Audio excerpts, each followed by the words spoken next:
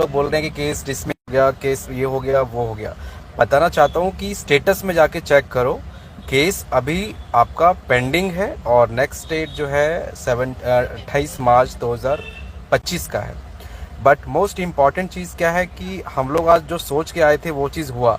वो क्या था, हम लोग ये सोच के आए थे कि किसी भी तरीके से अगर आज हेयरिंग नहीं होती है, क्योंकि रेलवे बहुत तैयारी के साथ था, आरवी सिन्हा थे, एकदम रिप्लाई नहीं फाइल किया, जवाब नहीं फाइल किया था। उन्होंने ये सोच के कि किसी तरह से डेट आगे बढ़ जाएगी तो कंप्लीट हो जाएगा, 22 फरवरी डेट क्रॉस हो जाएगी, उसके बाद जो है सारा गेम ख़त्म हो जाएगा। तो ऐसा होता तो एक बहुत नुकसान, एक सेटबैक होता ही सबको चिंता का। लेकिन हम सोच के आए थे किसी भी हालत में आज हेयरिंग हो और एटलीस्ट रिजेक्ट हो जाए, इंटरिम रिलीफ चाहे कुछ भी ऐसा हाथ में हो कि हम लोग हाई कोर्ट पहुँच पाए। हाई कोर्ट जाना इम्पॉर्टेंट था और उसका रास्ता बनाना इम्पॉर्टेंट था। तो हम लोगों ने उस तरीके से बहुत स्ट्रेस किया, despite efforts by the court कि नहीं अभी रिप्लाई नहीं आया है, नहीं सुनेंगे।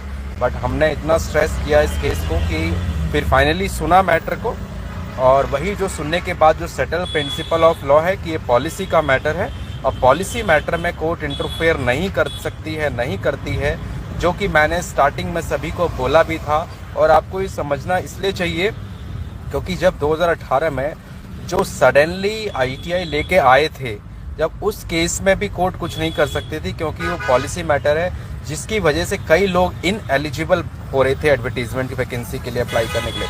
बट फिर आखिरकार प्रोटेस्ट करके काम हुआ था। तो इसीलिए जो है आप समझिए कि ये तो उससे क्रिटिकल कंडीशन है कि यहाँ पर क्वालिफिकेशन, मैंडेटरी क्वालिफिकेशन जो है उसको हटाने से कोर्ट का कहना है कि आप लोग अफेक्ट नहीं हो रहे हैं और आप लोग अप्लाई कर सकते हैं, और इवन अफेक्ट भी हो रहे हैं तब भी ये पॉलिसी का मैटर है, हम इसमें कुछ नहीं कर सकते। तो देखो, इसका एक डोमेन होता है, पॉलिसी बार बार इसलिए स्ट्रेस में हो रहा है, कोर्ट भी कर रही है और सेटल रूल ऑफ लॉ भी है। रूल ये है कि अगर एडवर्टीजमेंट रिलीज होने के बाद कोई बदलाव होते हैं तो उस केस में जो है कोर्ट इंटरफेयर करती है कि ये चेंज नहीं कर सकते। ये सुप्रीम कोर्ट का 7 जजों का कॉन्स्टिट्यूशनल बेंच का जजमेंट है। लेकिन ऐसा हमने बहुत रिसर्च किया और एक पॉइंट मिला है, ऐसा लीगल पॉइंट, जिसके बेसिस पे ही आज इतना आर्गूमेंट्स हो पाया, और उस पॉइंट को ही हाई कोर्ट में भी रखना है हमें कि जो है वो पॉइंट ये है कि अगर कोई एम्प्लॉयर आपको कई समय से इस तरह का प्रॉमिस कर रहा है कि ये क्वालिफिकेशन होगी, ये क्वालिफिकेशन होगी, और सडनली चेंज आउट करता है तो वो चेंज कर सकता है पॉलिसी में, 100% उसकी पावर है।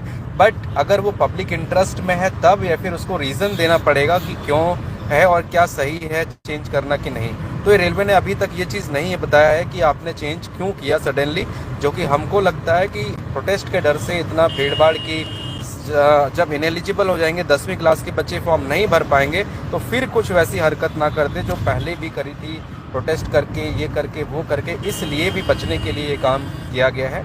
तो ये बहुत अच्छी चीज़ है। अब ये है कि फॉर्म तो आप लोग अप्लाई कर दो, बट हमारा केस पेंडिंग है। केस का जो भी डिसीजन होगा, डिसीजन के बेस पे ही पूरा रिक्रूटमेंट पॉलिसी चलेगा, पूरा रिक्रूटमेंट प्रोसेस चलेगा।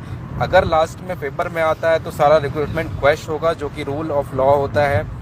क्योंकि केस हमारा अभी पेंडिंग है, एक्सेप्ट हो गया है, रेलवे जवाब फाइल कर रहा है, अभी डिसमिस नहीं हुआ है, और इंटरिम प्रेयर जो स्टे ये नहीं दे सकते। और बिल्कुल ये थोड़ा इनअप्रोप्रिएट भी है क्योंकि करोड़ों लोग फॉर्म भरेंगे और करोड़ों लोगों को फॉर्म भरने से रोकना ही एक अपने आप में बहुत गलत चीज़ है। रोक नहीं सकते हैं, लेकिन ये कह सकते हैं कि इस बार के लिए एटलीस्ट मैंडेटरी आईटीआई करो और उनके लिए अलग पोस्ट करो। तो हर एक को फ़ायदा ये है अभी आज जो हुआ कि हमारे ऑर्डर शीट में आज 3-4 चीज़ें आ गई है कि 2018 से 2024 6 साल से ये लोग कंटिन्यूसली प्रॉमिस कर रहे थे ये क्वालिफिकेशन हो थे।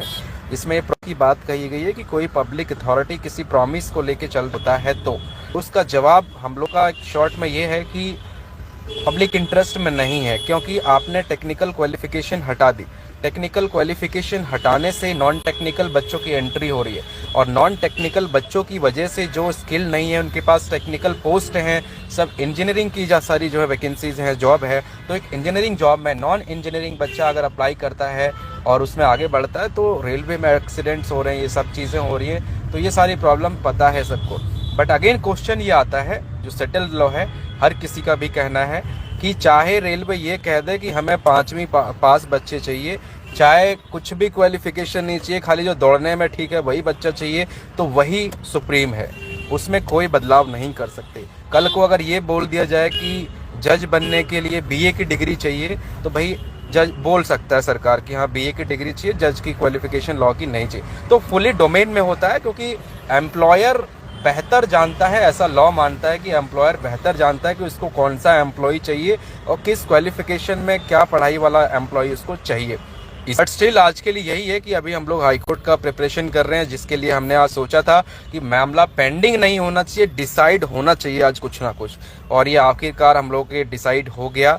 अब ये है कि हाई कोर्ट में हम देखते हैं कुछ पॉजिटिव हो, क्योंकि कैट में ये विद इन डोमेन नहीं था, क्योंकि ये मैटर्स होते हैं पब्लिक इंटरेस्ट के, कॉन्स्टिट्यूशनल मैटर्स, और संवैधानिक और कॉन्स्टिट्यूशनल और मौलिक अधिकारों को लेकर के जो मैटर्स होते हैं कैट में उतना नहीं जाते। जैसा कि कैट ने लिखा भी आज के ऑर्डर में कि ये पब्लिक इंटरेस्ट का मैटर लग रहा है, बहुत पब्लिक इसमें इंटरेस्ट, मतलब पब्लिक के साथ